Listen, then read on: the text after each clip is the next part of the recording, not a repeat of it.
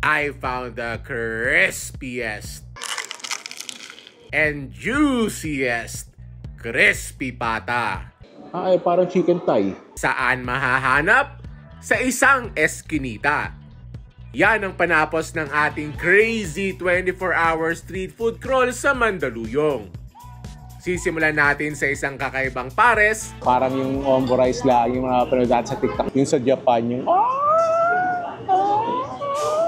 At sizzling kansi. At susundan ng isang legendary noodle house. pagkarni kasi na mabilisan ng order, mabilisan ng kain, mabilisan ng luto, kailangan efficient ka.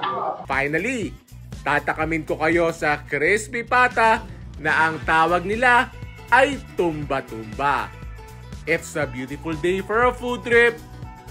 Let's go!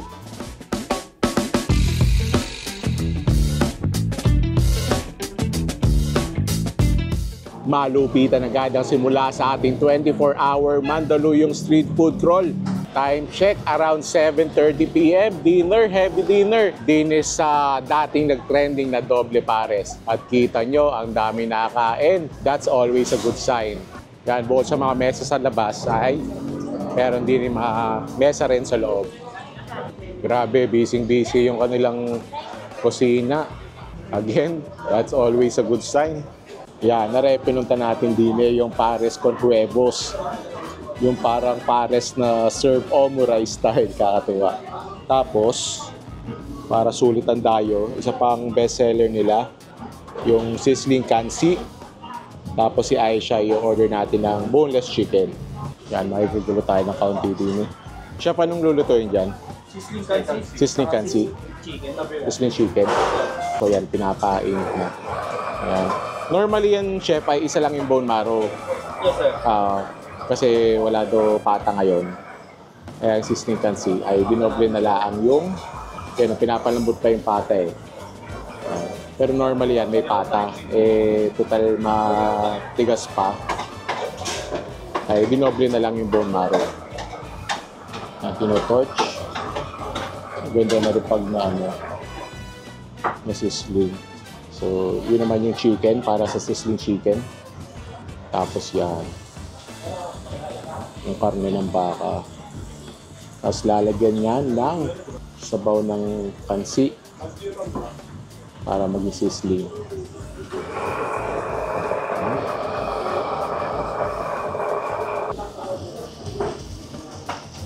Yan. Ano nga ang chef yan ilagay mo yan?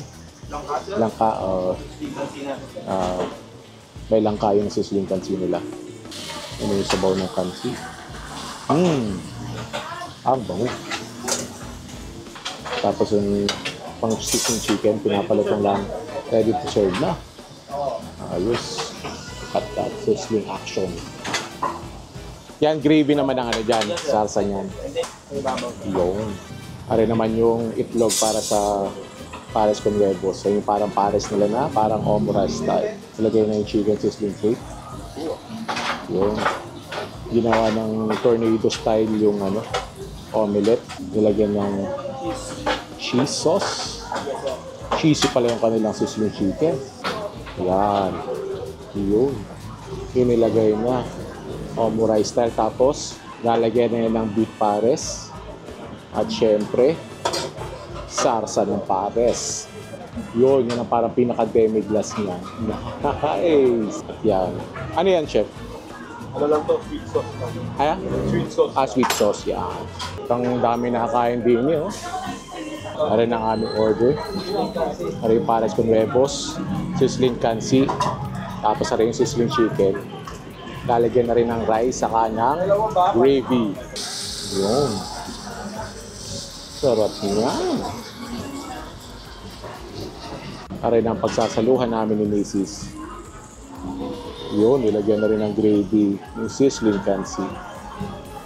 Bangon-bango siya sa pagkain, delicates daw sa kanya yan. Mapaparami daw siya ng kain. Ay, pagkarni nga naman. Ang bango nga naman, yung fairness ng gravy nila. Nice. Tapos ari yung pares con huevos. Ayan, solid start sa ating 24-hour Mandaluyong street food crawl. Dini tayo sa original doble pares. Kaya yun ang pangalan niya kasi ang nagpasikat talaga sa kanila, literal na doble pares, dalawang pares. Pero ang impinunta natin din, aray nakita ko lang sa social media yung kanilang pares con huevos, yung parang omo rice. So may rice yan, tapos pinatungan ng omelette na niluto tornado style. May beef, tapos yung pinaka-demi-glace niya ay yung pares sauce, saka may sweet sauce daw. Parang yung omo rice lang, yung mga panood natin sa TikTok. Yung sa Japan, yung tawa si Mrs. Aray ata try natin. So yan. So syempre yan, masarap dyan, lahat na kagat yan. Yan. Tapos, may pares, may itlog. Yan, ang pares con huevos. Hindi ka napapaibig dyan. First bite. Thank you, Lord. Wow. Nakaiba yung pares sauce nila. Almost like parang Chinese style na may pagkahumba. Gayon. Wow. Nakaiba parang mga sa mga Chinese resto na mga braised beef yon, parang gayon. Wow! Not sure kung ito din yung siniserve nila pag yung pares lang talaga. Pero ito, panalo to. At ang lambot ng beef, halos melts in your mouth. Ayan, lagyan lang natin ng para ma-counter natin ng konti yung pagtamis niya. Ayan, so kung hindi mo trip yung masyadong matamis na na pares, pwede mo lagyan ng konting toyo. Tapos syempre, chili oil. Yan. Papaliguan mo ngayon ng chili oil yan. Wow. Tapos heavy rin siya. The star anise flavor at yung chili oil. Ang anghang. Try na natin to, yung sizzling kansi. Yan. Medyo nagano na.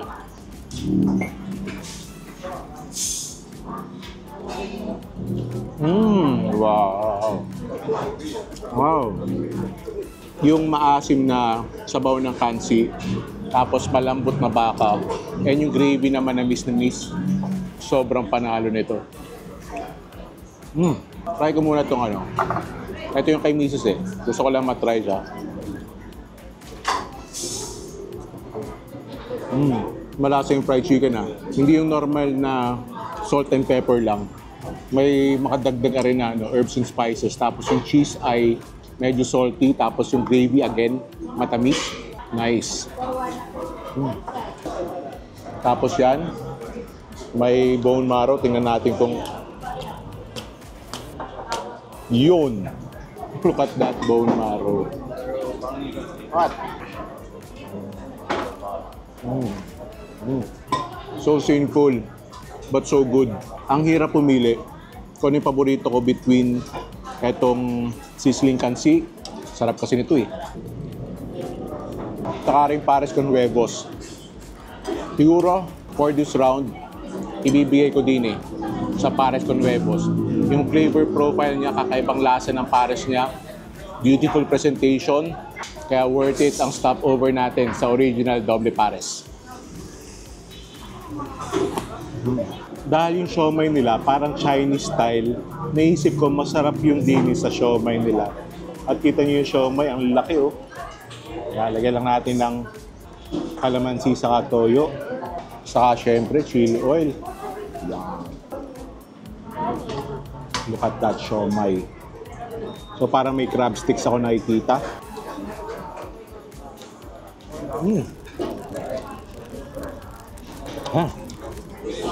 Huwag niyong gagayahin.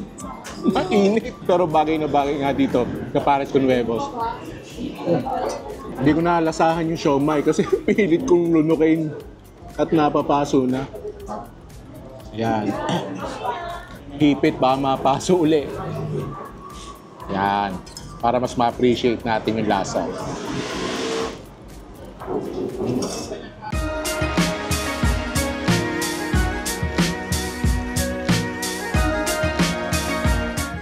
Narito na tayo sa isa pang legendary na kainan din sa Mandaluyong, ang Charlie Wonton Special. Yan, first time ko rin masusubukan at ako'y excited na. Ayan, patapos na ang lunch rush. Pero nagdadatingan pa mga mangangain. Ayan, yung beef wonton, mami. Order tayo ng special niyan. Tapos, iisip ako ng dagdag. Parang masarap mag-siomai. Okay, order din tayo ng siomai niyan. Yan na, nakita na natin in action ang legendary preparation din sa Charlie Wonton. Ang ilalagay na yung noodles sa strainer. Tapos binablanch. Tapos yun, nilalagay na sa mangkok. Very efficient kasi yung yun, nilalagay sa strainer. Tapos yun, gayon ng pagputol kamay. Kaysa nga naman bibitawan pa yung chopsticks para kumuha ng pamutol. Very efficient nga naman. Pagkarni kasi na mabilisan ng order, mabilisan ng kain, mabilisan ng luto, kailangan efficient ka. Grabe. Grabe yung amoy, Ayan, nilalagyan na ng beef yung mangkok na yun. Para nga rin ang mga specialties nila. Pero syempre, tayo ay mamamami. Ayan, nilalagyan na ng gulay. Tapos, nilalagyan na yan ng sabaw. Yun. Medyo challenging lang talaga yung parking dito, lalo na pag yung lunch at dinner rush. Pero yan, meron namang guard na nag-guide para sa mga lalabas, papark, pipila ng parking. At yun nga, pag lunch at dinner rush, expect mo, magwe-waiting ka. Tapos habang naghihintay ka ng mga pasok, ang mapapanood mo. Ay, pag hindi ka naman natakam at lalong napaibig. Ayan, kasama natin ang mga kaibigan namin, The Lovies, yan. Hello! Tumagpo sa amin dinit, nauna na silang umorder. First, ano yung na-order nyo dito lagi? Ito, matik to. Pati ito. Kasi tingnan laki naman ng siomay nila, di ba? Ito nga kaya rin, ito yung order ko, nakita ko ito yung order nyo. Kaso masarap ba yung siopaw dito? Order din ako. Yes. Yes. Sige, order ako. Dadagdag din ako dyan.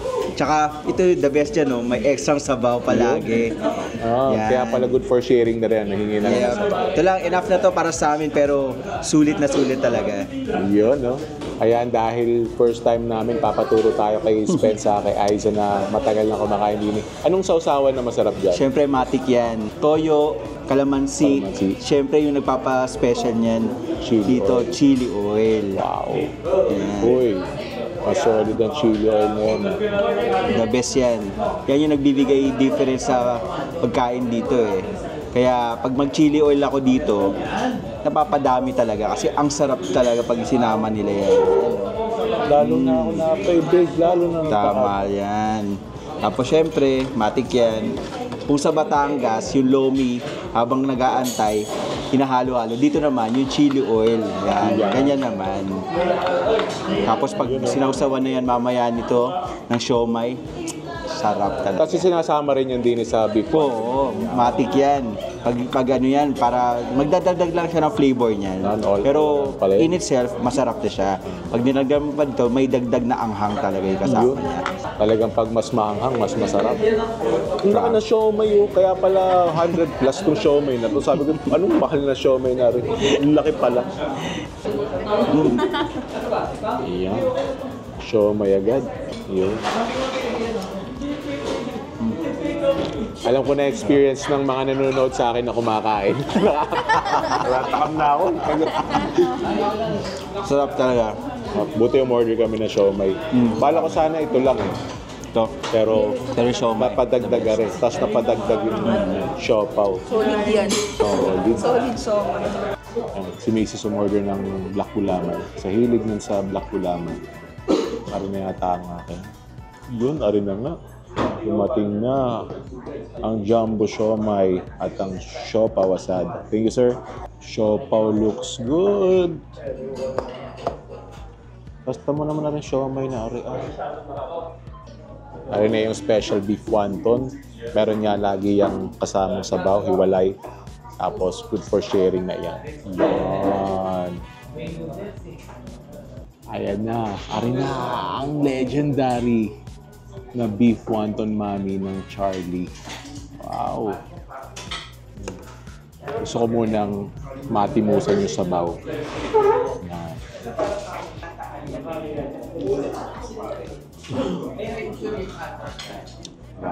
That hits the spot. Warm, a little sweet, really flavorful.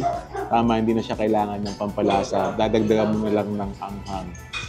Konting toyo, tapos may konting kalamansi. So try na natin siya ng yung noodles niya looks good. thin noodles, looks al dente pa rin. At okay itong special marami So itong in-order namin, good for 2 na to. Para pwedeng lalo't nagbibigay sila ng extra sabaw. Haluin na lang natin. Para mas madaling kunin. Ang bango yung nahalo. Yan, lagyan natin ng beef. Yung noodles. First bite. Thank you, Lord.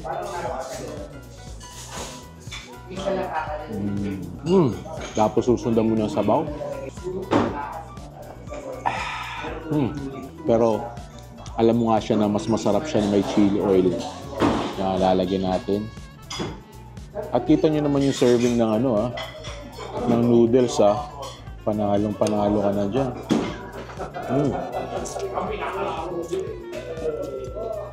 Yung wonton nila malalaki din, no? Sausaw. At yung chili oil nila, late pumalo yung delayed.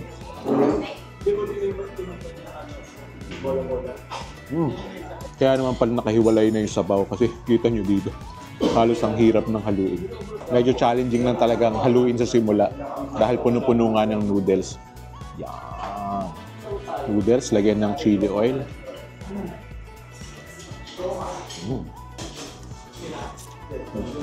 At yung beef nila malambot Yung napunta sa akin, medyo konti lang yung litid. Try natin yung siopaw. Tingnan natin ang feeling. Asado. Medyo yung ratio, mas marami yung Could have used more filling sa ratio ng yung pinaka-bun. Pero tikman natin, baka masarap naman yung bun. Buti na lang masarap yung bun. Lagyan natin ng siopaw sauce. Wow! Kakaiba yung siopaw sauce nila Iba yung tamis. Ito talaga yung combo Mami, siopaw, siomay, tapos garni kalalaki. At kita nyo naman kung gaano kamiti.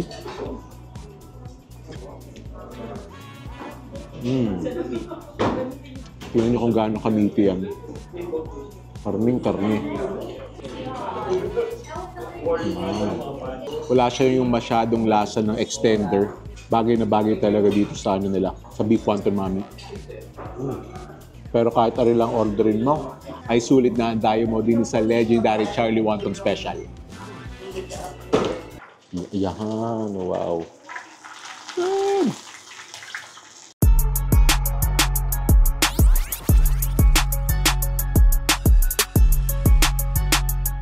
Yan, narin na tayo sa famous and legendary Tumba Tumba Crispy Pata Dini sa Mandaluyong. Papasok ka lang na eskinita, tapos ayan. At may dining area sila. Yan, ari ang menu nila. Siyempre, narinig tayo para sa Crispy Pata. Paalam tayo, pumayag naman sila na gusto ko mapakita sa inyo. Yan, may crispy ulo din, kapaw!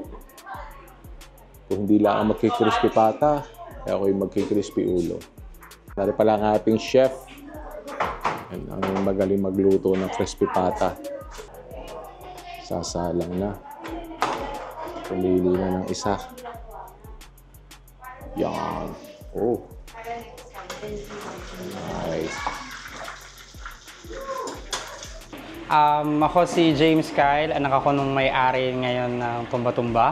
Nagsimula yung Tumba Tumba sa lola ko pa, and then nagkaroon kasi sila ng idea na dati kasi wala masyadong market ang mga crispy pata. So basically, nagpunta sila ng palengke, tapos namili ng crispy pata kasi ang nagsasabi sa kanya is yung mga tindera din halos sa palengke. And then after noon, yun na, nagdire-diretso na ang crispy pata. More than 4 decades na halos. Wow. So I'm not sure for the exact date, pero 50 years na rin siya halos. Siguro ang pinaka-advantage namin dyan is kumbaga, yung recipe namin, hindi lang siya nakastick sa isa. So, habang yung mga raw materials is nag-a-adjust ng mga lasa, kami din, isina-adjust din namin yung mga lasa. Pero, ang nag-i-stick pa din siya is kung paano namin siya niluluto. Galing pa sa lola ko. And then, yung mga timpla, ina-adjust na lang namin kapag ang raw materials is nagbago. ang timpla. Meron kaming specific na lasa na kinukuha. Lagi kami nagtetest eh. Bawa, meron kaming supplier na nawala. So yung bagong labas ay bagong kuha na supplier. Tetest muna namin yon. Hindi namin siya kaagad ibebenta na magbabago yung lasa ng crispy pata. Kaya kami nagtatagal. Bakit tumba-tumba pala yung pangalan? Tumba-tumba kasi dati kasi may inuman kami eh. So, pagpasok nila, nakatayo sila. Pag inom, crispy patang pulutan, lalabas, patumba-tumba na. Tsaka ang lola ko kasi paborito yung tumba-tumba eh. Average day, normal day, around mga 20 to 40, ganyan. And then, mga peak season, medyo malaki na siya. Mga more than 100 pag peak season yan. Bumili kayo sa Parañaque, bumili kayo sa Mandaluyong, bumili kayo sa San Juan, kahit anong lugar. Ilatag nyo sa lamesa, crispy pata pa rin namin ang mangingibabaw. Titingnan na kung may kulay na. Yung, wow! Wow, look at that golden brown color. Parang ang lutong Arena ang famous at legendary na tumba-tumba crispy pata din sa Mandaluyong. Ang laki, looks really crispy at kita nyo malaman. Ang bango. Tapos titimusan din natin yung sisig nila. Yun Wow. Sa itsura, para namang match yung legend niya. Parang alam mo kung bakit ito naging legendary. Yan. Ano kaya ang una kong kakagatan din? Siyempre, aring mabalat na rin. First bite. Thank you, Lord.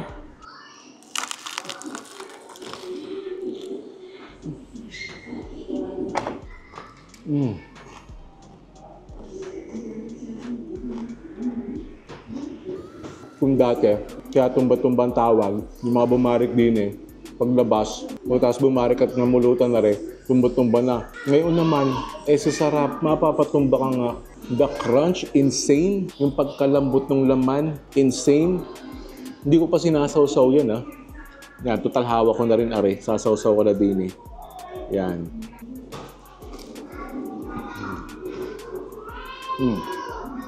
Tapos tingnan mo yung loob na yan.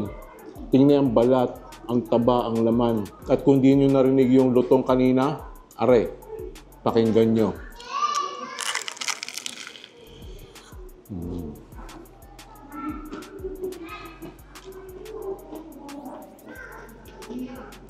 Bago pa mabusog din tikman natin na rin sisig nila.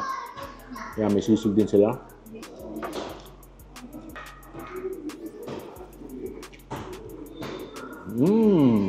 Wow. Yung sisig nila, di ba karamihan ng sisig, i-explain mo siya na crispy. Ito, malambot.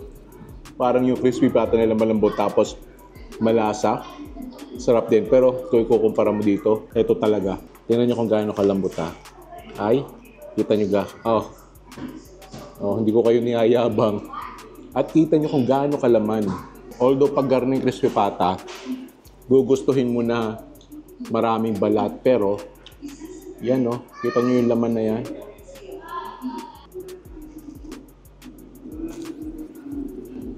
Kitang-kita nyo doon, di ba? Kung gaano kalambot. Pilas tayo ng balat. Wow. Ay parang balat ng lechon. Hindi ko pa natatry na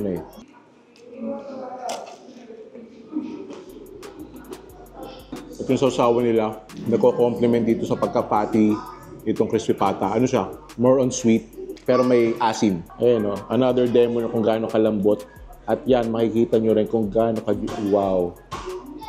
Look at that! Look at that color. Look at that moisture. Ay parang chicken thigh. At actually, kahit hindi mo isawsaw, panalo na Kaya siguro marami talaga nag-take out din Pati itong sisig, pan-take out Try natin itong pinaka-paa. Yan. Para yung mga masasarap na tingatin.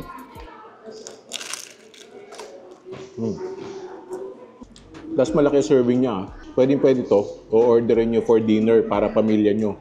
Tapos may matitira din pinapupulutanin nyo ang mauntian nyo.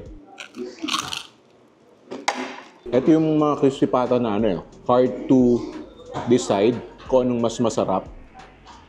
kung aring laman.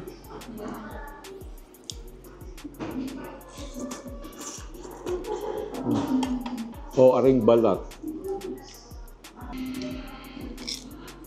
Isa lang ang masasabi ko, one of the best crispy pata na natimusan ko. Deserving to ng legendary status niya. Almost 5 decades na. Ngayon natikban ko, alam ko na kung bakit. At are, ang ultimate putok-batok. Bite. Skin ng crispy pata. At yung sisig. Tapos, lalagyan natin na rin sausawan. Now this is a solid bite. That's it for today's vlog. Thank you for joining me. Sana nabusog kayo. Sana nag-enjoy kayo. And if you did, make sure that you hit the subscribe button and notification bell and watch my other vlog right here. Thank you for watching. I'll see you in a bit.